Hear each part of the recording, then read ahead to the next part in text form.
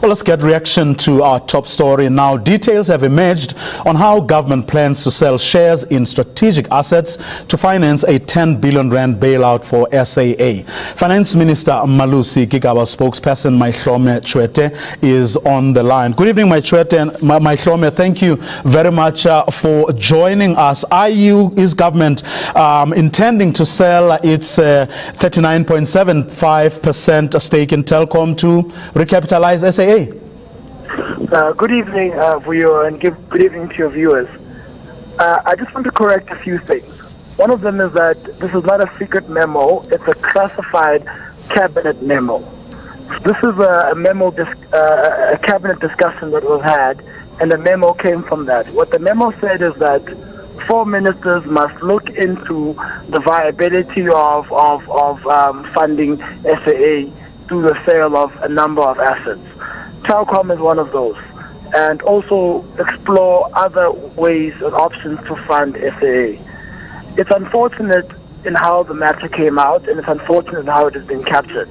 Because if you look at the story as far as back as it goes in the budget speech, which was done by the former Minister Pravin Gordhan, where he speaks about establishing a capitalization structure for SAA, this matter isn't new. The capitalization of SAA is something that's been on the cards for some time now. And Treasury has been exploring how to go about that in a way that doesn't disrupt or have a negative impact on our fiscus. So this is one of the ways that government is currently exploring, and I must emphasize exploring, because how it was presented is that this is a done deal and 10 billion has been sent to SAA, which is not the case. What other assets are you looking at? As I said, there is the potential sale of non-core assets.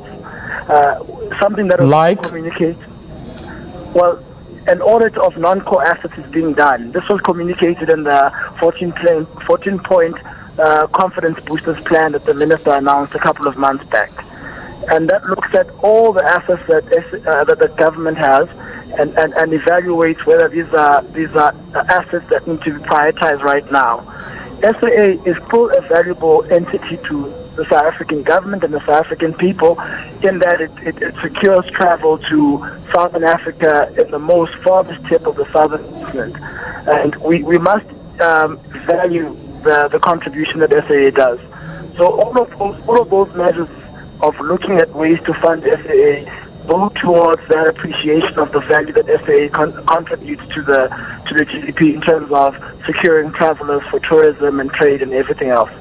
Maihlome, only yesterday, Stats SA said more than half the population of South Africa is in fact poor.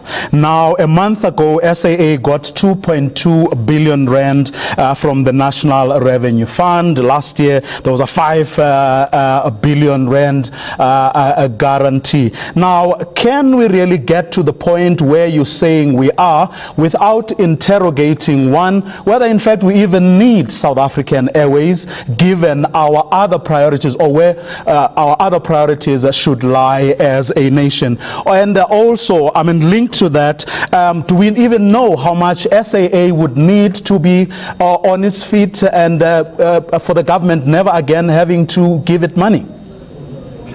Well, if we're going to speak about poverty and the economic downturn in the country, it is important for us to speak about the positive impact that tourism has had on the economy over the last several years.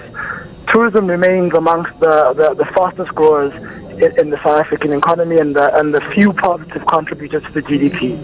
So if we're going to speak about securing travel to Southern Africa, you need an airline that travels to certain destinations that can secure that travel.